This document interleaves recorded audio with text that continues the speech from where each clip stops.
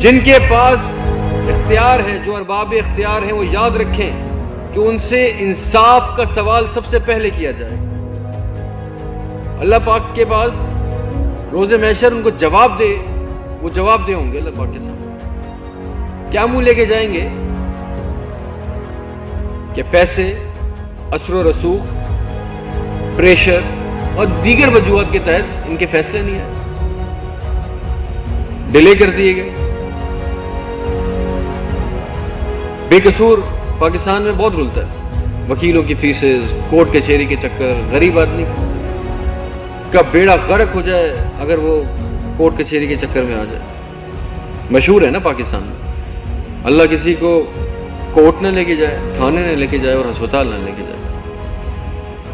لیکن یہ مجرم، یہ بڑے بڑے لوگ جرم کر کے بھی کورٹ بھی جاتے ہیں وکٹری کے سائن بناتے ہوئے،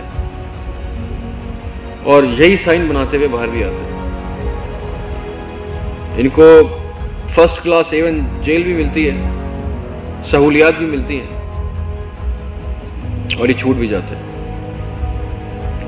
اللہ تعالیٰ ہم سب کو جب اختیار دے تو اس پہ انصاف کرنے کی توفیق بھی عطا فرمائے، چاہے وہ کسی بھی لیول پہ ہو.